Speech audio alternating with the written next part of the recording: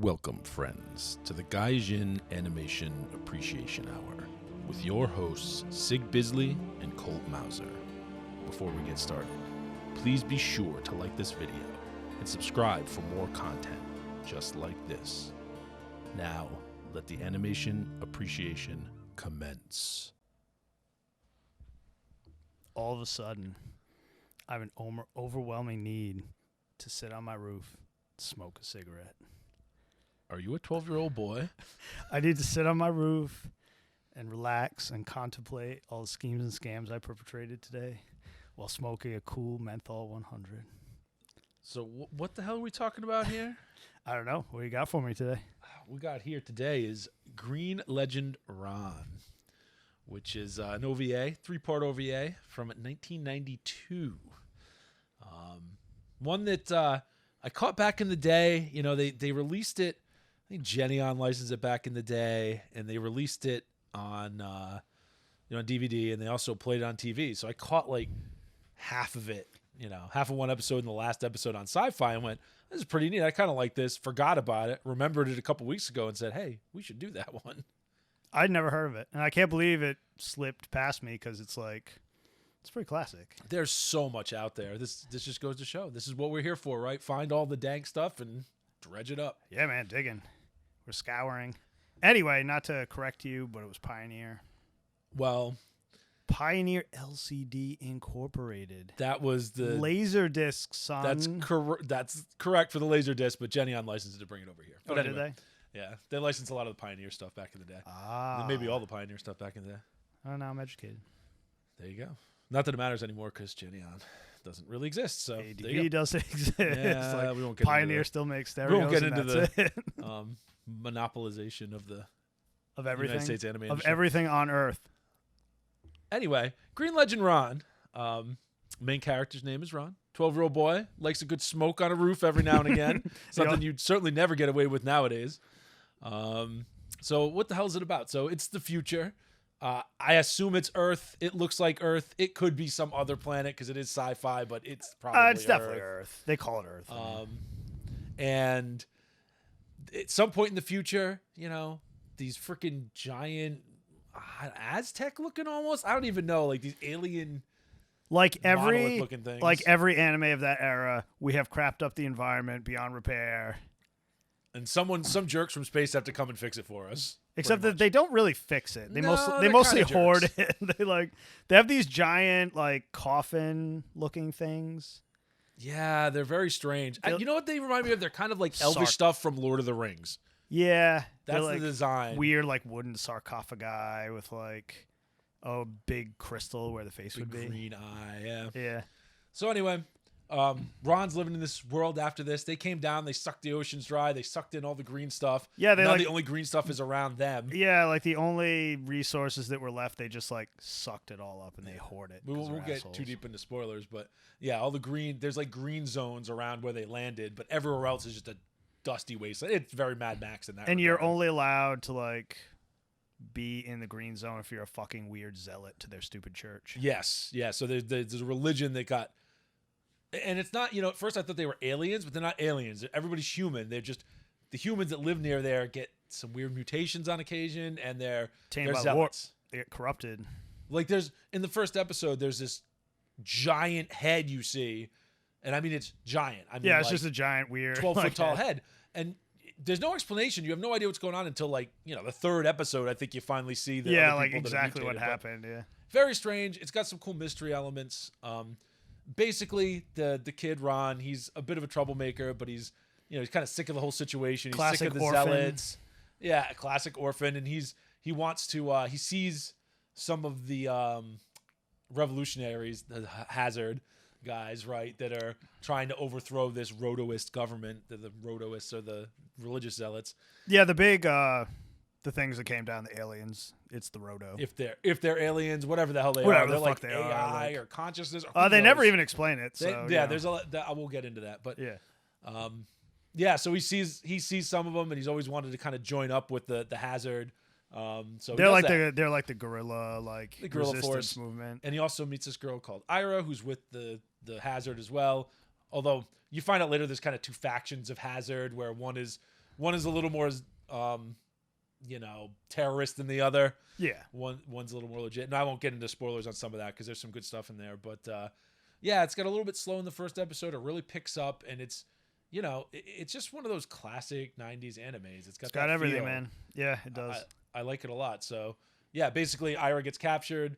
The rest of the show is Ron trying to get her back, and, the whole subplot about, the terrorists, guerrilla fighters, whatever, trying to overthrow the government, and then what's really going on with the big monolith Roto things. Because they just want them to stop hoarding all the, resources. So anyway, that's what goes on in it. I forgot to mention, so the director of this one, Satoshi Saga, he did the original Hunter x Hunter OVA back in the day. He did episode direction for a ton of stuff, including newer stuff too. So he did Terraformers, interesting, episode of Space Dandy, episode of Samurai 7. Oh wow, yeah, he's done some new stuff. He did key animation in Metal Skin Pen at Maddox, which I bring up just because we just did that. And he did storyboard and episode direction for an episode of Interspecies Reviewers. So guy's still trucking. Yeah. And controversial stuff. So hey, good on him. Writer here is Yu Yamamoto, who unfortunately passed away a couple years ago. But he did scripts for a ton of old mecha stuff. Just, not the full series, but just episodes. He did, Bryger, Baxinger, Sasoriger, Combatler V, Raideen. He did 11 episodes of Gundam, original Mobile Suit Gundam, and the whole Mobile Suit Gundam movie trilogy. So, the guy is prolific in the mecha space. The Gundam movies were put together really well, too. They were. How much of that was him, who knows? There's, because there's so many people working on it. Compilation movies, pretty damn good. No, they're probably one of the best, if not the best compilation movies. Not shit on Tamino, but there was a lot of fat trim there. Well, when you're trying to make a weekly series. I'm just saying the editing. We won't get into that. Easier than it might have been. Writer, Yuramoto, which I just said. Oh, sorry. In the studio was AIC was the actual studio that did it. Everything back and they've then, done everything. We've talked about it. They did Tenchi Muyo, Lotus War, Godanner, Ixer 1, Guy Arth, Black Magic M66. So they're just everywhere. Yeah. I mean, I guess they're not the Disney of Japan, because I think you'd have to give that to Studio Ghibli, but whatever. They're very, very, very political. There's Ghibli, Bandai, and then that. Sunrise. Yeah, Sunrise Bandai. Yep. Anyway, what did you like about Green Legend, Ron? I liked a lot of it. I didn't know anything about it when we went in. I watched the first episode, a little slow, but then I'm like, I'm gonna take a shower, and I'll watch the next one, and then I'll finish it up the next day or whatever. So then I watched the second one, and then I watched the third one. I banged it out all in one night, because once you get to the second episode, it really starts trucking. What I like about it, it had a little bit of everything. It had every good trope.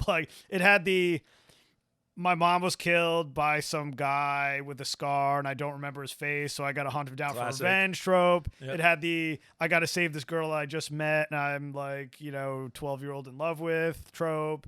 It had my dad disappeared, and I presume dead, but I meet this guy who's probably my dad. Very fatherly, and they never say whether it's his actual dad or not, but it's got that whole thing going on. And then it's got the overarching, it's got cultists. I love shit on cultists. A stupid, it's got a cult, crazy, got some body horror. Those were freaky. The, what the fuck were they called? Bishops. Oh, yeah. They were the higher ups in that cult. That giant head we were talking about. Yeah, the longer you live, the closer you live towards that, the monolith. Giant monolith that came down, the more freaky you get. And they're all these giant, freaky fucking monsters. It's very creepy. So to build on what you said already, well paced.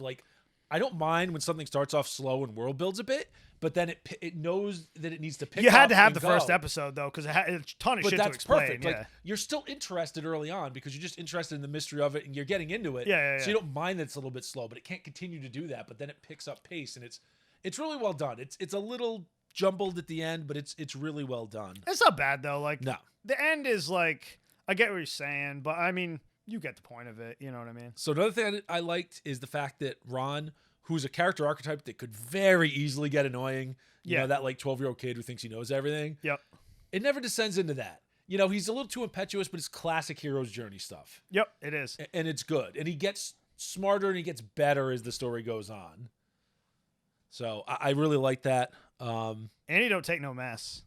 Yes. Like, there's a spot at the end where he's like trying to save the chick and she's being a pain in the ass. And he's just like, you know what? Fuck you, I'm leaving. Yeah, that was pretty good. I mean, like, it doesn't end that way, but like, it's pretty good because he's you're just crazy. Like, you know, like I don't have time for this. I like practically died to save you, and you're gonna do me like that? Like, hell no. Nah. I like that there's a mystery. I like that they don't resolve every mystery. I wish they did a little more, but I'm kind of glad they left resolve things everything. vague enough, but you're kind of positive. You know what I mean? Like, you can puzzle it out. If you can do the math, like, you know what happened, and I like that. And like, do you really need to know why certain things happen or well, why certain plus people do stuff? it treats the people watching it like they're fucking adults that can like put pieces together. Like, you know, it's not that difficult. Yeah. The other thing, and this is a minor bit, but the sand ships were really cool. I like that idea. Oh yeah, and I like that it's like sand. yeah, and like a lot of it's quicksand. Like style sand, so it's like super loose, and you will actually sink in it if you can't float on it. Yep. But then there's other sand that's hard sand, you like can't penetrate it, like because they have these crazy like crush you. yeah, they're like scuba suits, like old school, like the crush proof, like scuba the old suits. diving suits. Yeah, the old diving suits, and they like could go down in the sand and fix the ship and all that shit. Like it's basically it's like water rules except with sand, but yeah, it was cool. It was pretty cool. Anyway, so. What did you dislike about it, if anything? Well, I mean, we talked about this already. Like, some of the animation was fucking horrendous. Like, there's just not overall, but there's little spots where like you'll see a guy talking and their lips won't move, or you see a guy talking and his lips are just going crazy, like all over the place. Well, I mean, it's like, what the fuck? Like, lip matching is never something. No, but it wasn't Japan even seemed lip to care matching. It's about. like he's talking, his lips are just like fucking undulating all crazy. I'm like, who the fuck drew that? Like, that's weird. that's a common thing with you, but just the animation in general wasn't fantastic. Nah, It's for just something not- that like they definitely spent money on it. And the style is kind of simplistic. Like, I'm not. Yeah, it huge didn't into have it. any like, you know, it didn't have any zazz. It was like It did pretty dull. It gets the job done, but not fantastic. Nah, I mean it doesn't take away from it, but it's like, you know, if you're really being critical, you're gonna notice it. Like The end. I said this before, but the end is a little more ambiguous than I would like. I don't mind it, but it's just like they could have resolved. They could have had like one or two more lines of dialogue or one or two more things. they leave a happen. few things hanging. They left it hanging just a little more than I would have liked. But, yeah, not the end of the world. No, not terrible. Not for something that's 3 episodes. You know, if it was a long series and they left it like that, I'd be a little more miffed. But Yeah. for something short like that, it doesn't bother me as much. I suppose the last thing, and this is another minor kind of complaint, is, you know, there's no real clear antagonist. I mean, I don't mind how they play like a shell game with it a bit because they have the Scar guy and then, you know, Well, there's like the a lot of Rotoist antagonists. and whatever. That's the thing. It's kind of just amorphous. Like there's no. It's like Star Wars if there was no Darth Vader, right? Or no Emperor. Yeah, that's true. Right? There was no like clear one evil. Because you have like the character. shitty cult, and I mean, But there's no high, because like the high priest of that cult isn't really evil, so like that didn't work. Like it's well, I mean the other priests are evil and the they're alien, terrible. the fucking alien AI, whatever the fuck it is pure. It is the like mother or whatever. evil. That thing is Actually, I don't think it's evil. It's just completely not uncaring, caring. It's just yeah. like, I don't give a fuck about you. I'm out. Again, I didn't completely mind it, but it was just. I liked it. It was interesting. It was just, you know, it's one of those things where narratively, with the classic hero's journey, it could have used a nice classic antagonist. And Yeah. it didn't have one. And Scar Guy was not it. No, and I like how they did that because that's a classic thing to do. Oh yeah, no, it worked really good. But- I enjoyed it. Yeah, it's, you know, again, it didn't have its Darth Vader or Emperor. Not Listen. that everything needs to have that, but this I think could have used. Listen, I'm a sucker for the one-armed man in like every incarnation. It was the one-armed man. Oh my God, I haven't seen The Fugitive forever. Anyway, so any last thoughts? Recommend, not recommend? What's your I would thoughts? 100% hunt this one down. It has a like this should have been a Miyazaki movie. Like, doesn't have that feel. It's Like, you if know, you I didn't bring this up, and I'm If glad, you tightened it up and shortened it into a movie, that's a Miyazaki movie. I'm glad you said it. It's got a Nausicaa feel. Yeah, definitely. It's got a very Nausicaa feel. It's not as good as Nausicaa, but that's, you know. No, but like what are you gonna do? if you like Miyazaki stuff, I would definitely recommend it. If you Yeah, just like it's not, well, older Miyazaki stuff, I'd say, not the. listen, I'm not saying it's as good. I'm just No, saying. but I'm saying like it's more in that older style. Like I said, like Nausicaa, Yeah, definitely. not necessarily some of the newer studio give. You know, it's not like Spirited Away. Oh no, not at all. It's But yeah. you know, maybe like a Mononoke, maybe not too much different from Howl's Moving Castle. That had a little sinisterness going on, but Yeah, it's got that. it's on more the- like the older stuff though. Like I said, Yeah, Nausicaa's anyway. or Castle in the Sky. You know, same I idea. can't imagine too many people not liking this. It's like pretty solid. It's got something for everybody. Yeah, So I would agree. I would hunt it down. I'd check it out. I Was have it no idea. if 45 it's- minutes an episode, 3 episodes? I think the last it was 45, 45. The last one was like 52 or something. I don't know where you can hunt it down. Hunt it down. You got to stay on the high seas. Hey, I'm not going to judge you. It's on the Cat Noise website, if you know what I am saying. But so it's easy to find if you know where to look. And if it's out there and you can buy it, buy it. yeah, definitely Check it buy out. You know. I'm actually gonna look because I kind of want to buy it now. Yeah, same. But yeah. So hunt it down. Let us know what you think. We'll catch you next time. Well, that's all for today, everyone. We'd like to thank all of you for tuning into another episode of the Gaijin Animation Appreciation Hour. Please remember to like and subscribe, and may your entertainment be always, well, entertaining.